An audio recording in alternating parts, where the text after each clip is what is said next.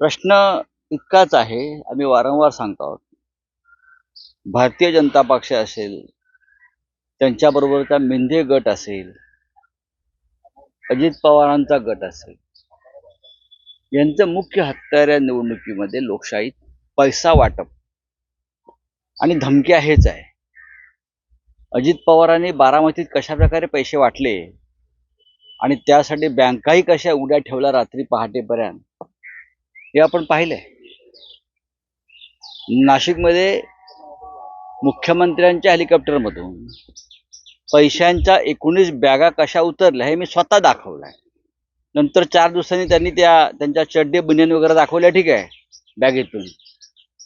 नौटंकी ठीक है, लेकिन पैसा एक एक चुनाव क्षेत्र में 25-25 करोड़ रुपया जाने की खबर मेरे पास है, और वो भी पुलिस सिक्योरिटी में. आगे पीछे पुलिस की गाडी, मागे पुढे पोलीसच्या गाड्या, मध्ये पैशाच्या गाड्या, पोलीस संरक्षणामध्ये पैशांचं वाटप, डिस्ट्रीब्युशन होत आहे या महाराष्ट्रामध्ये. काल मुलुंडला हा प्रकार शिवसैनिकांनी पकडला, ठिकठिकाणी पकडले. निवडणूक आयोग काय करतोय? नरेंद्र मोदी हे 3 दिवसापूर्वी मुंबईत आले. त्यांनी मुंबईत रोड शो केला. पूर्वेला केला, पश्चिमेला केला, गोरेगाव, घाटकोपर, अनेक भागात रोड शो केला. हा भारतीय जनता पक्षाचा खासगी कार्यक्रम होता. हा भारतीय जनता पक्षाचा प्रचाराचा कार्यक्रम होता, किंवा त्यांच्याबरोबरचे जे गट आहेत मिंदे फिंदे, या सगळ्या रोड शोचा खर्च हा भारतीय जनता पक्षाच्या खात्यातून व्हायला हवा होता, किंवा नरेंद्र मोदींच्या पर्सनल खात्यातून व्हायला पाहिजे होता. 3 कोटी आणि 56 लाख रुपये मोदींच्या रोड शोला जो खर्च झाला तो मुंबई महानगरपालिकेने केला. मुंबई महानगरपालिकेनं 3 कोटी 56 लाख रुपयाचं ओझं वाहिलेलं आहे भारतीय जनता पक्षाच्या या रोड शोचं. हा आचारसंहितेचा भंग आहे आणि त्याबद्दल भारतीय जनता पक्षाचे नेते नरेंद्र मोदी यांच्यावर गुन्हा दाखल व्हायला हवा. मी प्रधानमंत्री म्हणत नाही, भारतीय जनता पक्षाचे स्टार प्रचारक नरेंद्र मोदी यांच्यावर गुन्हा दाखल करायलाच हवा, किंवा हे 3 कोटी 56 लाख रुपये भारतीय जनता पक्षाच्या किंवा जेथे जेथे हे रोड शो झाले त्या भागातल्या उमेदवारांच्या खर्चातून ते वसूल केले पाहिजेत, अशी माझी भूमिका आहे. 3 कोटी 56 लाख हा मुंबई महानगरपालिकेच्या तिजोरीची लूट आहे. प्रधानमंत्री येतात, कधी इथे रस्ते बंद करतात, एक दिवस मुंबई बंद करतात. काल सुद्धा प्रधानमंत्री मुंबईत आले, अर्धा दिवस मुंबई बंद. आज कोणतरी म्हटलं योगी येत आहेत, योगींसाठी मुंबई बंद. काय चाललंय या मुंबईत? तुम्ही या आणि तुमच्या हिमतीवर जा. मुंबईकरांना वेठीस धरायचं नाही. मुंबईच्या तिजोरीवर जो भार टाकताय जनतेच्या, बरं का, हा अत्यंत गंभीर गुन्हा आहे. 3 कोटी 56 लाख रुपये मोदींच्या रोड शोचे यांच्याकडून ताबडतोब वसूल केले पाहिजेत, आणि त्या संदर्भात काय कारवाई झाली हे निवडणूक आयोगानं, मुंबई महानगरपालिकेच्या आयुक्तांनी ताबडतोब जनतेसमोर आणायला हवं आहे. देवेंद्र फडणवीस देखील आलेले आहेत. आम्ही त्या ऑफिसमध्ये येऊन बसलो. कुठे? कारण ते चोरांचे सरदार आहेत ना. असं आहे की करोना काळामध्ये जेव्हा पार्ल्यामध्ये कोणत्या ते इंजेक्शन,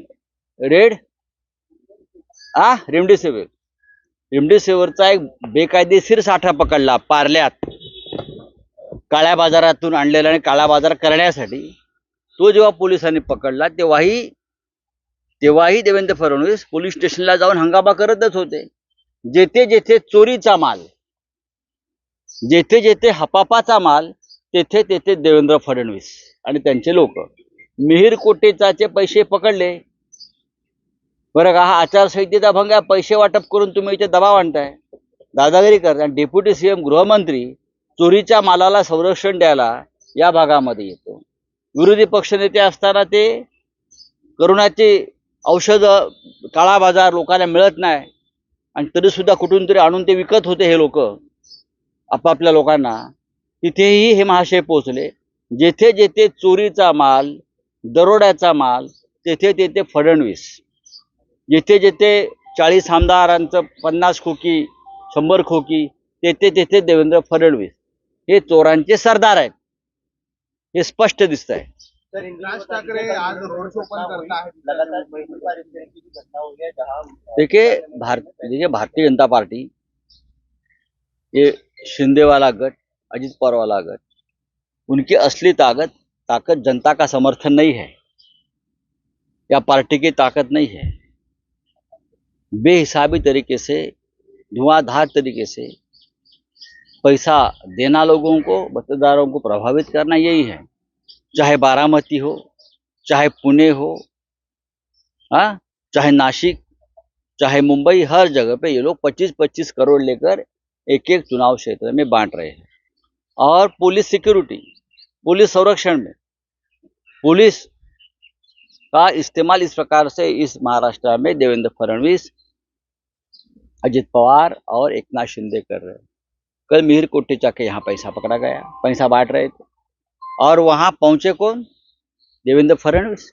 जहां चोरी का माल है, जहां चोरी का माल पकड़ा जाता है, वहां देवेंद्र फडणवीस सबसे पहले वो चोरी के माल को प्रोटेक्शन देने के लिए पहुंच जाते हैं. चाहे वो पार्ला में कोविड काल में रेमडेसिविर का जो बहुत बड़ा इलीगल स्टॉक पकड़ा गया था, करोड़ों रुपए का, जनता को नहीं मिल रहा है दवा, और ये लोगों ने ब्लैक मार्केट से खरीद कर लोगों को बेच दिया. वहां भी सबसे पहले leader of opposition Devendra Fadnavis, चोरी का माल फडणवीस पहुंच गए. मीर कुटेचा के यहाँ चोरी का माल फडणवीस पहुंच गए. चोरों के सरदार है ये सब लोग. नासिक में हमने वीडियो दिखाया, लगभग 20 बड़ी बड़ी थैली बैग में पैसे बोरिया भरकर नासिक में उतर रहे थे. हाँ, वहां भी फडणवीस का प्रोटेक्शन है. क्या करिए आचार संहिता, कोड ऑफ कंडक्ट, चुनाव आयोग कहाँ है? नरेंद्र मोदी जी यहाँ प्रचार के लिए आए, रोड शो किया. लगभग 3.5 करोड़ रुपए का जो खर्चा है वो बीएमसी ने उठाया, एक पार्टी का 3.5 करोड़ को चुना लगाया ये लोगों ने मुंबई में आकर, जनता के तिजोरी पर भार दिया, हाँ, लूट लिया. या उनके अकाउंट से वो पैसा जाना चाहिए. और मैं जानना चाहता हूँ मुंबई के बीएमसी कमिश्नर से, ये 3 करोड़ 56 लाख जो मोदी के प्रचार दौरा रोड शो के ऊपर खर्चा हुआ है बीजेपी के लिए, वो कहाँ से जा रहा है? ये मेरा सवाल है उनसे. सर आपने ट्वीट भी किया है इलेक्शन कमीशन को लेकर, लगातार इस तरीके की जो घटना है. इलेक्शन कमीशन ये गुलाम बन गया है बीजेपी का, खास करके मोदी और शाह का. 4 जून के बाद उनको देख लेंगे आप. चलिए, थैंक यू.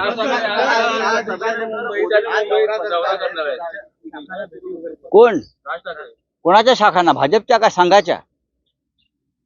कोणाच्या शाखा? त्यांच्याकडल्या शाखा आहे. आता मोदींच्या शाखा, संघाच्या शाखा, त्यांच्या शाखा ते विलीन झालेत. ते मोदींच्या चरणी विलीन झाले, महाराष्ट्र द्रोह्यांच्या चरणी विलीन झाले. खरं म्हणजे काल बाळासाहेब, हिंदुहृदय सम्राट बाळासाहेब ठाकरे यांच्या स्मारकावर मोदी जे गेले, हा बाळासाहेब ठाकरेंच्या नव्हे महाराष्ट्रात.